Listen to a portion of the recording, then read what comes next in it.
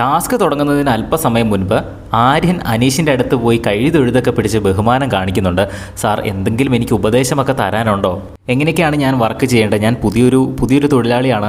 എനിക്ക് കുറച്ച് കാര്യങ്ങളൊക്കെ പറഞ്ഞു തരാമോ? എനിക്ക് അങ്ങയുടെ കുറച്ച് കാര്യങ്ങൾ പറഞ്ഞു തരാമോ എന്ന് ചോദിച്ച് അനീഷിനോട് കൈതൊഴുത്ത് പിടിച്ചുകൊണ്ട് കുറേ അധികം ഉപദേശങ്ങൾ ചോദിക്കുന്നു. എനിക്ക് കുറച്ച് അഡ്വൈസ് തരാമോ എന്നൊക്കെ അനീഷിനോട് ചോദിക്കുന്നുണ്ട്. അനീഷ് ആദ്യം ഒന്ന് ഞെട്ടി.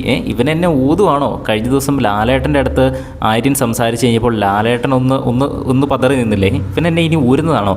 അതേപോലെ അനീഷ് ആദ്യം ഒന്ന് ഞെട്ടി. ഇവൻ ഇങ്ങനെയൊന്നും എൻ്റെ അടുത്ത് സംസാരിക്കുന്നതല്ലോ, ഇവൻ എന്താ ഇപ്പോൾ ഭയങ്കര എളിമ വന്നതെന്ന് ഒരു രീതിയിലാണ് ആദ്യം അനീഷ് നിന്നത്. പിന്നെ അനീഷിന് കാര്യം മനസ്സിലായി. ജെനുവിനായിട്ട് ചെറുക്കൻ ടാസ്കിൻ്റെ ഭാഗമായിട്ട് ചോദിച്ചതാണ്. എങ്കിൽ പിന്നെ 2 ഉപദേശം കൊടുത്തേക്കാം എന്ന് പറഞ്ഞുകൊണ്ട് അനീഷ് കുറച്ച് കാര്യങ്ങൾ ആര്യൻ അങ്ങ് പറഞ്ഞു കൊടുക്കുന്നുണ്ട്.